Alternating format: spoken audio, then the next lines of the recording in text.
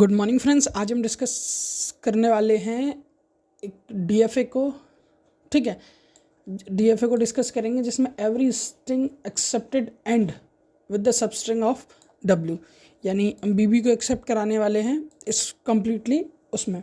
तो सबसे पहले हम एक स्ट्रिंग टैबुलेट करते हैं, जो कि मैंने स्ट्रिंग टैबुलेट कर रखी है ऑलरेडी, बीबी, ए बी और ट्रिपल बी। इट मीन्स ये हमारे इस पूरे डीएफए मशीन को डिज़ाइन करने का जो टोटल लॉजिकल एजेंडा रहेगा वो ये रहेगा, हमें लास्ट में जो स्ट्रिंग एक्सेप्ट करानी है वो बीबी एक्सेप्ट करानी है। तो सबसे पहले, जैसे मैं हर बार बताता हूँ, हम एक रूल को फॉलो करेंगे, वो ये कि सबसे स्मॉलेस्ट स्ट्रिंग को एक्सेप्ट करा के एक डीएफए मशीन को डिज़ाइन करेंगे। जैसे कि मैंने यहाँ ऑलरेडी कर रखा है, इसमें मैंने बी को एक्सेप्ट कराया, इसमें भी मैंने बी को एक्सेप्ट कराया और इसमें भी मैंने बी को एक्सेप्ट करा के एक स्ट्रिंग को टेबुलेट कर दिया। अब इस स्ट्रिंग के अक्सर कर मैं जो एक्सप्लेनेशन देता हूँ वो दोबारा दूंगा। जैसे कि हमारा इनिशियल स्टेट होता है क्यू नॉट और फाइनल स्टेट होता है, अब हमारा जो लास्ट स्टेज होता है जिस पर डबल सर्कल होता है उसको हम फाइनल स्टेट बोलते हैं। तो ये हमने स्ट्रिंग टैबुलेट कर दिया। बट अभी ये जो डायग्राम है ये इनकम्प्लीट है, कंप्लीट नहीं है। डायग्राम को कंप्लीट करने के लिए हमें हर एक के लिए आउटपुट डिज़ाइन करना होगा। अभी हमने सिर्फ बी के लिए किया है, तो यहाँ हमारा ए बाकी है, यहाँ भी बी के लिए क्या है, यहाँ ए बाकी है, यहाँ भी बी के लिए क्या है, यहाँ भी ए बाकी है। तो चलिए नेक्स्ट स्टेप देखते हैं। नेक्स्ट स्टेप मैंने जो डिज़ाइन किया, यहाँ मैंने यहाँ बी यूज़ किया था, अब मैंने यहाँ ए यूज़ कर लिया है और साथ साथ Q1 के लिए भी ए यूज़ किया। अब ये किया क्यों है, देखिए हमारा जो प्राइमरी और मेन एजेंडा वो ये है कि हमें लास्ट में जो स्ट्रिंग एक्सेप्ट करानी है वो बी एक्सेप्ट कराना है। बट यहाँ हम अगर यहाँ इसकी जगह ए ले लेता हूँ, मतलब इस फॉर एग्जांपल हमने यहाँ अगर ए कंसीडर किया तो होगा क्या, जैसे ये क्यू नॉट से Q1 पर जाएगा तो यहाँ ए एक्सेप्ट होगा और जैसे यहाँ जाएगा तो यह हो जाएगा बी। तो यानी हमें जो लास्ट में स्ट्रिंग एक्सेप्ट करानी थी ए बी बट वो सॉरी बी बट यहाँ आ गया ए बी, तो इसीलिए ये हमारा कम्प्लीटली फेल हो जाएगा। इसीलिए हमने इस जगह एक की जगह लगाया हमने सेल्फ लूप, यानी जब ए आएगा तो ये लौट के यहीं आ जाएगा और जब भी आएगा तो ये आगे चलेगा, क्योंकि हमारे जो स्ट्रिंग एक्सेप्ट करानी है वो बी है। तो ये कंप्लीट हुआ। अब जैसे ही हम Q1 की बात करते हैं, Q1 पे भी सेम सिनेरियो हम फॉलो करेंगे, क्योंकि अगर ए आता है तो पूरी स्ट्रिंग हमारी ख़राब हो जाएगी। इसीलिए हम Q1 पर जब भी आएगा हम लौट के उसको Q0 पे भेज देंगे।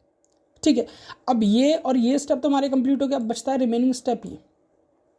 इस रिमेनिंग स्टेप को कंप्लीट करने के लिए भी देखते हैं। तो हम इसको ऑलरेडी, ये डायग्राम में मिस हो गया था मुझसे, तो मैं इसको ऑलरेडी डिज़ाइन कर देता हूँ ए, और यहाँ पे भी सॉरी ए। ठीक है, अब हम डिज़ाइन करेंगे। अब हम इसको और इसको तो कर चुके हैं, ये भी आपका फाइनल स्टेट है, ये Q0 आपका इनिशियल स्टेज है। ठीक है, अब इसको तो कंप्लीट कर चुके हैं। अब हम पढ़ते हैं थर्ड स्टेप की ओर। थर्ड स्टेप में हमें इसको और इन दोनों को मिलके कवर करना है। अब जब इन दोनों को मिलके कवर करना है तो हमें यहाँ भी एक सेल्फ लूप देना होगा। अब ये सेल्फ लूप जब हम देंगे तो ये सेल्फ लूप में भी हमें ए बी के लिए सेल्फ लूप लगाना पड़ेगा। क्यों? क्योंकि हमारी जो लास्ट में जो स्ट्रिंग एक्सेप्ट होने वाली है वो होने वाली है बी। अगर मान लीजिए हम ए यहाँ एक्सेप्ट करा देते, सॉरी बी यहाँ एक्सेप्ट करा देते और बी यहाँ एक्सेप्ट करा देते, और यहाँ अगर हम ए बी दोनों के लिए सेल्फ लूप देते तो अगर ए आएगा तो पूरी स्ट्रिंग खराब हो जाएगी, क्योंकि बी ये दोनों तो ठीक था, लास्ट में आपका आ जाएगा ए, और हमें जो लास्ट में स्ट्रिंग एक्सेप्ट करानी है वो ये है। इसीलिए हम बी के लिए तो यहाँ सेल्फ लूप देंगे, बट ए के लिए हम डॉट के दोबारा कहाँ आएंगे, Q0 पर। देख लीजिए, ए के लिए हम दोबारा लौट के आएंगे Q0 पर, जो कि मैंने यहाँ ऑलरेडी डिज़ाइन कर रखा है। फोर्थ स्टेप में आप देख सकते हैं।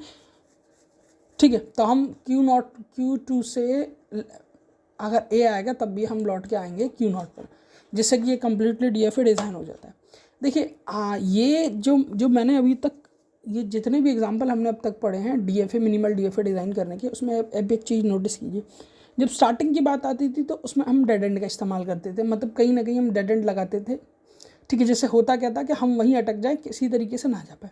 और जब भी हमें बीच में कोई सब स्ट्रिंग एक्सेप्ट करानी है या लास्ट में कुछ किसी स्ट्रिंग को एक्सेप्ट करना है, तो आप याद रखिए हम लौट कर ही जाते हैं इनिशियल स्टेज पर।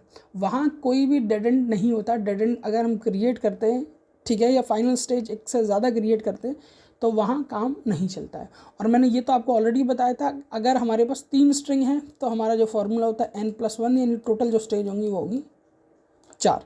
अगर ये फार्मूला आपको नहीं पता है तो वीडियो का जो पार्ट 1 था उसको कम्प्लीटली देख लीजिए, तो आपको समझ में आ जाएगा। बाकी हम तीनों एग्जाम्पल कंप्लीट कर चुके हैं। फर्स्ट मतलब पहले एक्सेप्ट कराना है हमें ये, फिर सब स्ट्रिंग बीच में एक्सेप्ट कराना है और लास्ट में क्या स्ट्रिंग एक्सेप्ट करनी है। तीनों तरह के एग्जाम्पल पढ़ चुके। अब जो हम करेंगे वो आगे बढ़ेंगे, जहाँ मीले मोरे मशीन जो विदाउट आउटपुट, ऐसे कई टॉपिक को डिस्कस करेंगे। अगर वीडियो आपको अच्छा लगा तो चैनल को लाइक शेयर सब्सक्राइब जरूर कीजिएगा। वीडियो को कंप्लीट देखने के लिए धन्यवाद। आपका दिन शुभ हो।